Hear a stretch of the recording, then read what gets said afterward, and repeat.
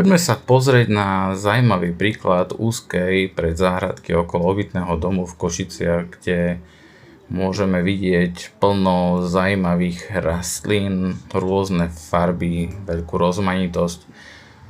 Kry sú vysoké maximálne tak 2,5 metra, to znamená, že nemôže dôjsť ku žiadnej kolízii.